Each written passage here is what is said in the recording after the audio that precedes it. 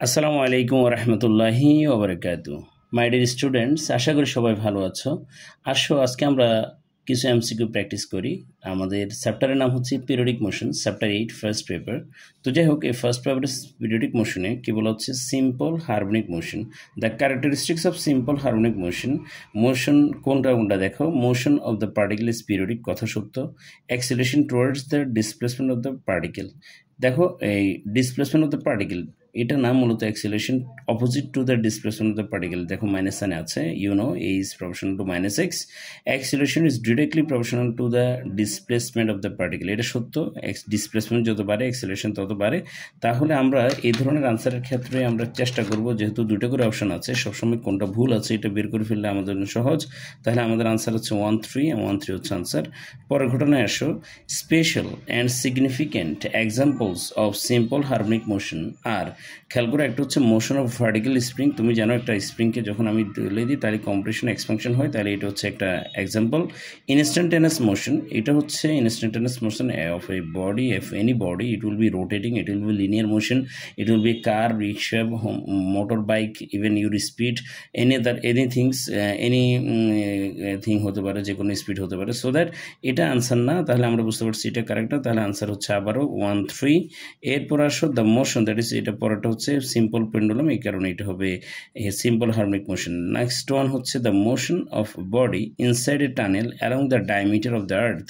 তুমি দেখো এখানে আর্থের ড্র করা আছে এবং এটার ডায়ামিটার বরাবর যদি কোনো একটা অবজেক্ট রোটেট করে, ইট উইল বি পিরিয়ডিক, কারণ একটা নির্দিষ্ট টাইম পর পর এদিকে যাবে, এদিকে যাবে, এদিকে যাবে, এদিকে যাবে। তাহলে দেখো টাইম পিরিয়ডের পর একবার এদিকে একবার এদিকে, তাহলে এটা হচ্ছে একটা পিরিয়ডিক মোশন, ঘটনা সত্য। 2 নম্বর হচ্ছে এটা অসিলেটরি মোশন, কারণ হাফ টাইম পিরিয়ড একদিকে, বাকি হাফ টাইম পিরিয়ড আরেকদিকে, তাহলে অসিলেটরি মোশন। অ্যান্ড 3 নম্বর হচ্ছে এটা লিনিয়ার মোশন, এটা সত্য ঘটনা। তাহলে দেখে গেলেও এটার আনসার হচ্ছে 1-2-3।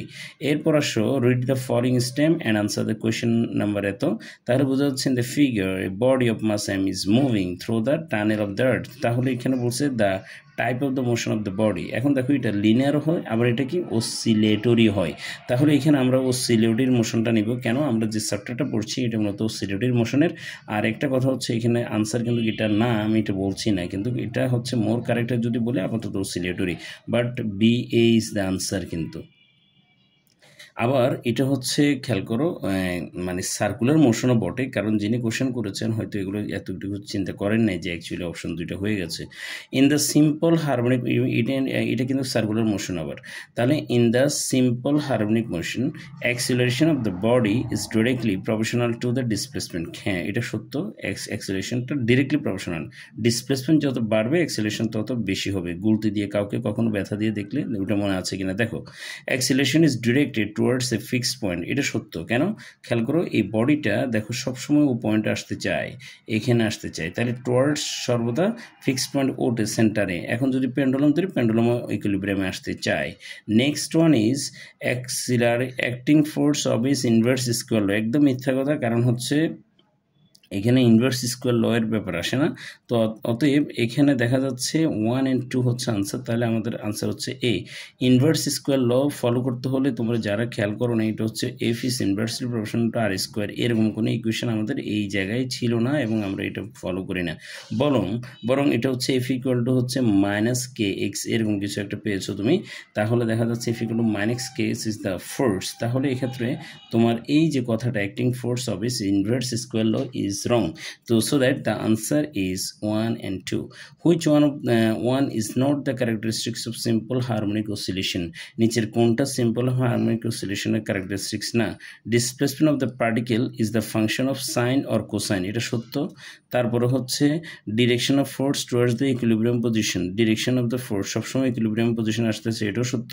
At the equilibrium the kinetic energy is minimum, এই কথাটাই মিথ্যা। দ্যাট ইজ, খেয়াল করে, আমার অ্যাকচুয়ালি এই যেহেতু আমাকে বলছে হুইচ ওয়ান ইজ নট লাগিয়ে একটা শেষ করে দিয়েছে, তাহলে আমার এইখানে হবে অ্যাকচুয়ালি ম্যাক্সিমাম, কারণ ইকুইলিব্রিয়ামের ভেলোসিটি হবে ম্যাক্সিমাম। তাহলে আমাকে বলছে which one is not the characteristics of the simple harmonic oscillation, তাহলে আমার আনসার হচ্ছে at the equilibrium the kinetic energy is minimum. মিথ্যা কথা, এটা হচ্ছে at the equilibrium the kinetic energy will be maximum and the value of the acceleration is opposite to the displacement, এটা কিন্তু সত্য। তাহলে 3টে সত্য ঘটনা আর এটাই একমাত্র মিথ্যা ঘটনা। Which one of the following is the example of oscillatory motion? নিচের কোনটা অসিলেটরি মোশনের এই example? Motion of hand of a clock, এটা মিথ্যা কথা, কারণ এটা রোটেটরি না, এটা অ্যাকচুয়ালি এটা এটা circular motion. Motion of earth around the sun circular motion, motion of electron circular motion, but motion of A tuning fork এটাই হচ্ছে একমাত্র ভাইব্রেট করে দুই সাইডে, সো দ্যাট এটা হবে একটা অসিলেটরি মোশন। তাহলে আনসার হচ্ছে ডি।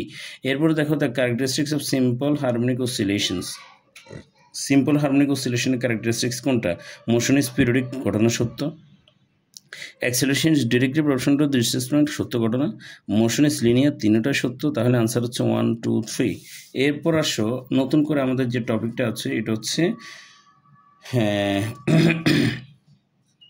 খেয়াল করো, এই ইকুয়েশনটা যেটা দেখতে পাচ্ছ এর নাম হচ্ছে differential equation of simple harmonic motion. তো ডিফারেন্সিয়াল ইকুয়েশনটা তোমাকে একটু স্মরণ করিয়ে দিই। The differential equation of simple harmonic motion is D, এটা হচ্ছে D square X divide by D T square plus omega square X equal to 0। তাহলে দেখো এটা হচ্ছে কি বলবো, differential equation of simple harmonic motion, D square X divide by D T square plus omega square X equal to 0।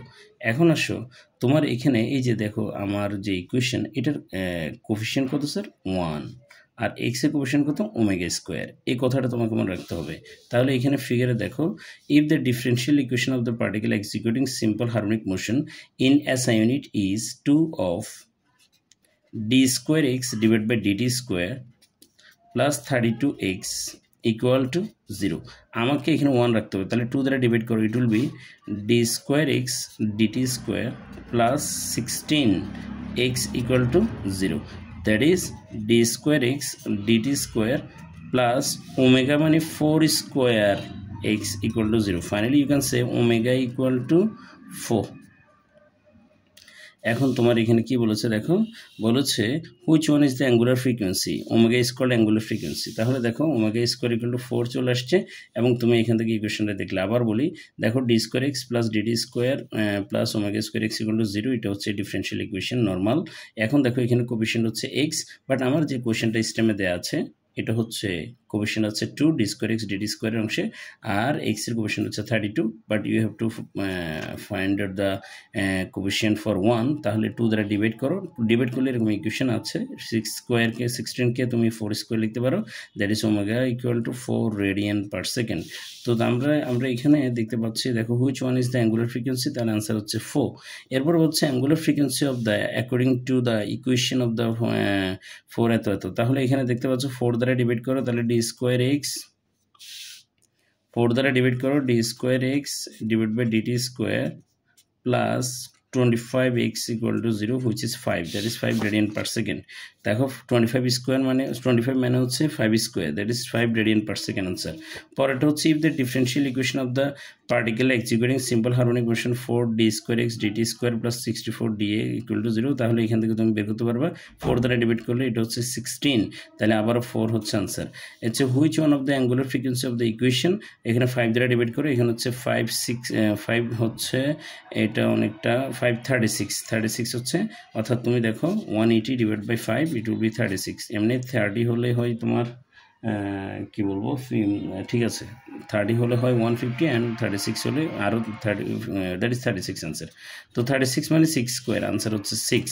এরপর হচ্ছে which one of the following relation of the time period and force constant. তোমরা হয়তো জানো omega square equal two, বা আগে পেয়েছো omega square equal to k by m, তাহলে omega equal to root over k by M.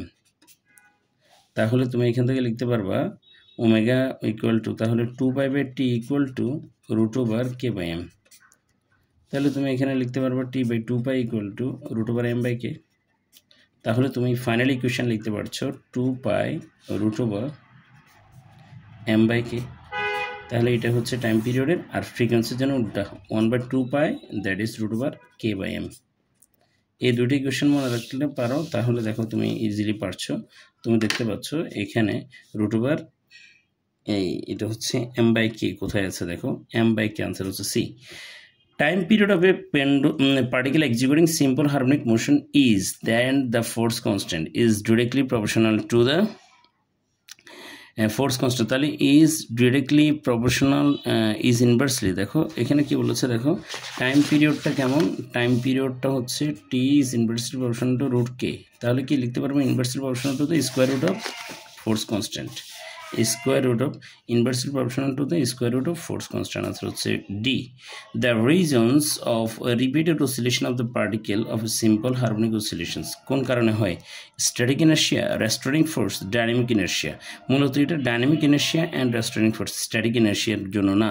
এখানে দেখো একটা তুমি স্প্রিং দেখতে পাচ্ছ, এই স্প্রিংটাকে মানে দুটি স্প্রিংয়ের কনস্ট্যান্ট K1 K2 এবং এটা মিডলে লাগানো হচ্ছে, এটা অনেক প্যারালাল কম্বিনেশন।